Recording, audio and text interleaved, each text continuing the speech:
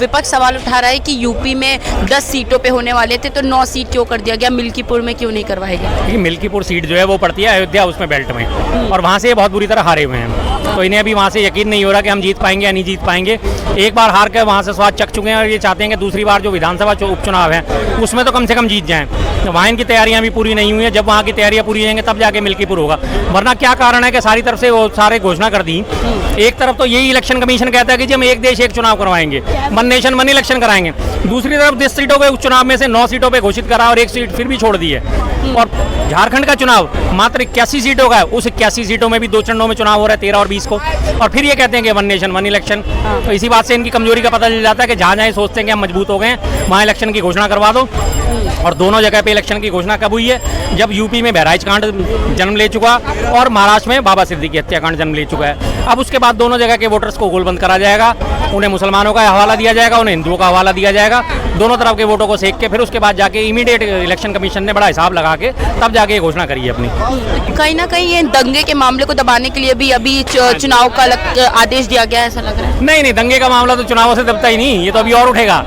अब जिस तरह से आपने देखा कि उनके परिजन जो है, जो मिश्रा मारा गया लड़का, उसके परिजन मुख्यमंत्री से मिलकर आ रहे हैं और उन्होंने क्या कहा, खून का बदला खून। तो इसका क्या मतलब होता है? उन्होंने ये नहीं कहा कि हमें न्याय दीजिए, वो कह रहे हैं हमें खून का बदला खून चाहिए। सीधी सी बात है। तो अभी तो इसको और हवा दी जाएगी, इन दंगों को और हवा दी जाएगी, अभी तो इस पर और राजनीतिक रोटियां सीखी जाएंगी, अभी तो इस पर और भुट्टे भुने जाएंगे। आने वाले चुनाव में दिन ही कितने बचे हैं? आज 15 अक्टूबर हो गई है और 13 नवंबर को चुनाव है, मात्र 28 दिन का गैप है, सिर्फ 4 हफ्ते गिनती है, सिर्फ 4 हफ्ते, तो यही काम होना है फिर। अच्छा, बीजेपी का कहना है कि हरियाणा से भी ज्यादा बुरी हार मिलने वाली है कांग्रेस को महाराष्ट्र में। कह सकते हैं वो, क्योंकि उन्होंने तंत्र को जब काबू में कर लिया है तो सेम कंडीशन वो कह सकते हैं। मैंने तो पहले ही आपने शुरुआत से हमने यही बात बोली कि तंत्र अगर इस पे विजय नहीं पाई गई तो लोग हार जाएगा। पर उनका ये भी बोलते हैं कि जनता के जो वोट है, डिसीजन, उनका सम्मान क्यों नहीं करती है कांग्रेस, जब भी हार जाती है तो ऐसे सवाल उठाते हैं। जनता के डिसीजन का सम्मान करते हैं, ठीक है। आप ये जो अभी 14 सीटों पे जो आप कांग्रेस ने जो आपत्ति उठाई है कि 99% ईवीएम जो है वो चार्ज मिली थी, 10% वोट शेयर कैसे बढ़ गया? जिस दिन इलेक्शन खत्म हुआ था उस दिन 61% वोटिंग थी, अगले दिन 2 दिन बाद ही जाके जिस दिन काउंटिंग होनी है उससे 1 दिन पहले रात को इलेक्शन कमीशन डाटा जारी करता है, वोटिंग 71% हो गई, 10% वोटिंग हो गई, 13 लाख वोट रातों रात बढ़ गए। वो कैसे बढ़ गए, उनका सही जवाब तो दे दे, तभी तो हम विश्वास करें। पिछले 4 या 5 सालों से लगभग चल रहा आ रहा है कि 19 लाख ईवीएम मशीनें गायब हैं। वो मशीनें कहाँ हैं, कहाँ उनकी ढूंढभाल नहीं हुई, क्यों उनके ऊपर मुकदमा नहीं दर्ज कराया गया, कहाँ हैं वो, कहाँ से रास्ते में गायब हो गई, उनके ऊपर कोई कार्रवाई क्यों नहीं होती? तो इन चीज़ों का जवाब दे दे तो हम तुम्हारे ऊपर सवाल नहीं उठाएंगे। इन चीज़ों के जवाब मिलते नहीं। अब साफ पता चलता है कि ये 19 लाख मशीनें जो गायब हुई हैं उनका इस्तेमाल इसी तरह से होता है। ईवीएम अदला बदली हुई है, रातों रात ईवीएम अदला बदली कर दी है। स्ट्रांग रूम पे पहरेदारी किसी भी पार्टी के नेता ने करी नहीं है इस बार। सबको ये था, कांग्रेसियों को तो पता था, एग्जिट पोल में कांग्रेसी जीत रहे थे, सट्टा बाजार में कांग्रेसी जीत रहे थे, जनता की पिच पे कांग्रेसी जीत रहे थे और अखबारों में कांग्रेसी जीत रहे थे, आम जनता के बीच में कांग्रेसी जीत रहे थे। तो कांग्रेसी आराम से खुश होकर बैठ गए कि हम तो जीते ही पड़े, हमें क्या जरूरत है। स्ट्रांग रूम की पहरेदारी किसी ने नहीं करी, रातों रात ईवीएम की अदला बदली हो गई, खेला हो गया। सीधी सी बात है। यही कंडीशन को अगर काबू में नहीं करा तो झारखंड भी जाएगा विपक्ष के हाथों से और साथ साथ ये महाराष्ट्र भी चला जाएगा। हाँ। अच्छा, भाजपा का कहना है कि कुछ ज्यादा ही घमंड हो गया था कांग्रेस के अंदर, एग्जिट पोल आते ही ढोल डराके बजने लग गए थे। वो घमंड तोड़ने का काम किया है, महाराष्ट्र की जनता भी वो घमंड तोड़ेगी? नहीं, महाराष्ट्र की जनता नहीं तोड़ेगी, इलेक्शन कमीशन तोड़ेगा। अगर इन्होंने इलेक्शन कमीशन पे जवाब नहीं दिया, इलेक्शन कमीशन पे सख्त होकर कार्रवाई नहीं करवाई गई और ईवीएम का ध्यान नहीं रखा, सारे स्ट्रांग रूम के बाहर अपने अपने कार्यकर्ताओं की पहरेदारी नहीं बिठाई, तो फिर वही घमंड टूटने वाली बात नौबत फिर से आ जाएगी। अच्छा, भाजपा का कहना है, एनडीए का भी पूरा कहना है कि हमारे पास एक बड़ा नाम है सीएम के लिए, शिंदे। विपक्ष के पास क्या है? विपक्ष के पास बहुत सारे नाम हैं, आपके पास तो सिर्फ एक है, उनके पास तो बहुत सारे हैं। शरद पवार जी हैं, उसके अलावा वहाँ से उद्धव ठाकरे जी हैं, कांग्रेस की तरफ से भी सीएम प्रस्तावित है और शरद पवार जी भी हैं, कई सारे हैं, वहाँ पे कोई कमी नहीं है। और साथ में उद्धव ठाकरे जी ने कह दिया कि कांग्रेस और जो अपनी ये हमारी शिवसेना जो है हमें बोलेगी, जो भी सीएम पद का फैसला करेगी हम उसके लिए मानने को तैयार हैं, कोई दिक्कत ही नहीं है। रही बात शिंदे की, तो शिंदे क्या है, एक टूटी हुई पार्टी के नेता जिनको बना तो रखा है वहाँ पे सीएम, लेकिन उनकी हैसियत इतनी है कि वो मुख्यमंत्री उनके आगे से माइक उठा के खींच लेता है। ये तो उनकी हैसियत थोड़ी है, वहाँ पे प्रेस कॉन्फ्रेंस कर रहे होते हैं और उप मुख्यमंत्री उनकी बात करते करते उनके आगे से माइक उठा लेता है। ऐसे तो सीएम साहब है वहाँ के, फिर क्या करेंगे उस सीएम का? तो भाजपा को पूरा भरोसा, कहते हैं अजीत पवार जैसे बड़े नाम भी हमारे साथ है, तो कोई बड़ी बात नहीं है कि हम महाराष्ट्र में कांग्रेस को हरा दें। अजीत पवार बड़ा नाम, बहुत बढ़िया बात लगी सुन के। अजीत पवार बड़ा नाम, 70,000 करोड़ के घोटाले का आरोपी, वाकई बड़ा नाम है। प्रधानमंत्री ने खुद कहा था 70,000 करोड़ के घोटाले का आरोपी अजीत पवार, हम इसे जेल में चक्की पिसवाएंगे। अजीत पवार चक्की पीसिंग 70,000 करोड़ के घोटाले का आरोप। 70,000 करोड़ बहुत बड़ी रकम होती है, तो जाहिर सी बात है नाम तो बड़ा है ही है, कोई इसमें दो राय नहीं है कि नाम बड़ा नहीं है वो। और आज वो शांति से बैठा है, ना उसके ऊपर कोई मुकदमा चल रहा है, ना उसकी कोई सुनवाई हो रही, ना उसका कोई घोटाला पकड़ा गया। 25,000 करोड़ के घोटाले में उसकी बीवी जो है वो आरोपित थी, उनको बरी कर दिया गया है। तो वाकई बड़ा नाम है, इसमें कोई बड़ी बात नहीं है।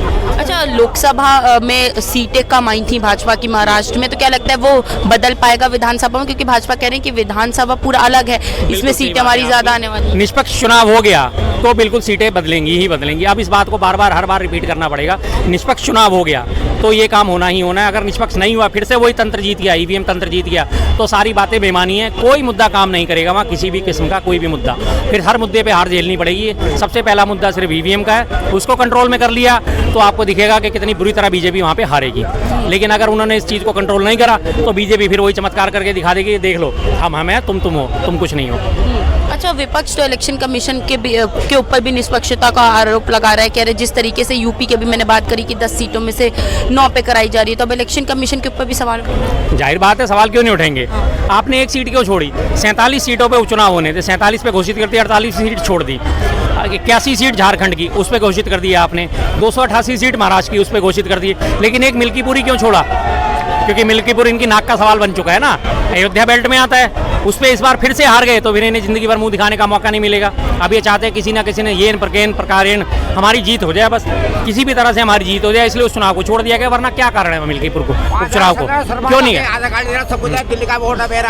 अच्छा, इलेक्शन कमीशन की तरफ से कारण तो ये बताया गया है कि कोर्ट में पेंडिंग है केस वहाँ का मिल्कीपुर का, इस वजह से वहाँ नहीं किया गया। कोर्ट में पेंडिंग तो बहुत सारे केस थे, कोर्ट में पेंडिंग तो अभी सुप्रीम कोर्ट में महाराष्ट्र विधानसभा का भी चल रहा है। जब महाराष्ट्र में जो सरकार उल्टा पलटी हुई थी, सुप्रीम कोर्ट में वो मसला पिछले 2.5 साल से चल रहा है। फिर आपने चुनावों की घोषणा क्यों कर दी?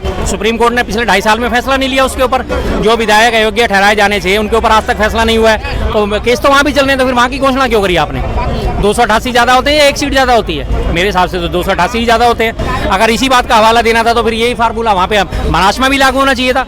वहाँ भी जो अदला बदली हुई थी, दल बदल हुआ था, उसके ऊपर जो केस चल रहा है सुप्रीम कोर्ट में, अभी तक उसका फैसला नहीं आया। विधानसभा चुनावों की भी घोषणा हो गई लेकिन उसका फैसला नहीं आया। लेकिन एक मिल्कीपुर पे केस चल रहा है तो इसलिए उसकी हम घोषणा नहीं करेंगे। क्यों? क्योंकि मिल्कीपुर अब नाक का सवाल बना हुआ है, उसे जीतना है। कैसे जीतना है अब ये हिसाब लगाएंगे। बहराइच के दंगे को हवा भड़का दी है। वहाँ के हिंदू वोटर जो होंगे, जो गोलबंद वोटर हो गए, वोटर लिस्ट में से लोगों का नाम काटा जाएगा, हिसाब किताब लगाए जाएंगे कितने वोट हमारे फेवर के हैं और कैसे कैसे कहाँ कौन कौन सी सीट पे हमने ईवीएम में कौन कौन सी हेरा फेरी करनी है। उसके बाद जाके कुछ ना कुछ इसका मामले का फैसला होगा।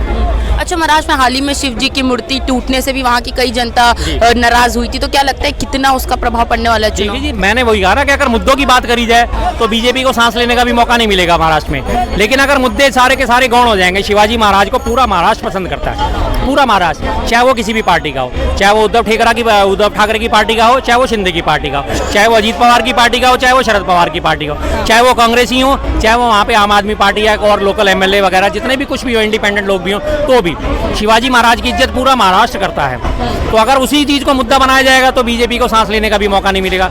लेकिन अगर तंत्र वहाँ पे सफल हो गया तो ये सारे के सारे मुद्दे फिर गौण हो जाएंगे। मैं बार बार इसी बात के लिए विपक्ष से अपील करता हूँ, इस बार ध्यान रखो साहब, चोट खा चुके हो, बार बार चोट खाओगे उसके बाद आपका कोई भी नाम लेवा नहीं बचेगा।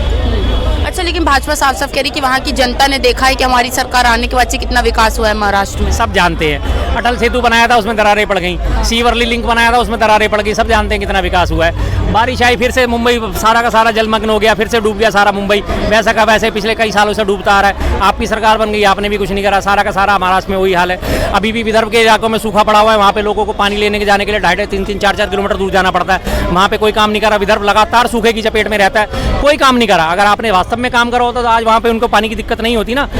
100-100, 200, 300, 400 फुट जाके बोरवेल हो रहा है और फिर भी पानी नहीं निकलता। विदर्भ की महिलाओं के हाल देखो आप जाके, किस तरह से वो सूखे में काम चलाती हैं। एक मटका पानी लेके पूरे दिन का काम चलाना पड़ता है। जो एक मटका पानी हम यहाँ सिर्फ कुल्ले में खत्म कर देते हैं, वो पूरे दिन का काम चलाते हैं उस इलाके के लोग। सूखा पड़ता है वहाँ पे, फसलों की ऐसी तैसी हुई पड़ी रहती है। लेकिन आप कहते हो कि महाराष्ट्र में हमने बहुत काम कर दिया। आपने महाराष्ट्र में ऐसा काम कर दिया, इतनी बढ़िया कानून व्यवस्था कर दी कि एक भाई प्लस सिक्योरिटी प्राप्त व्यक्ति को दिन दाड़े आके गोली मार दी जाती है, बाबा सिद्दीकी को। आपने कितना बढ़िया काम करा महाराष्ट्र में। ऐसे बढ़िया काम तो आप करते रहिए साहब, बहुत बढ़िया काम है। तो इस दंगे का भी लगता है कुछ प्रभाव पड़ने वाला है? हाँ जी, प्रभाव तो जरूर पड़ेगा, ये बात तो सही है। इन दंगों का, फसाद का, इन सब चीज़ों का प्रभाव तो पड़ेगा।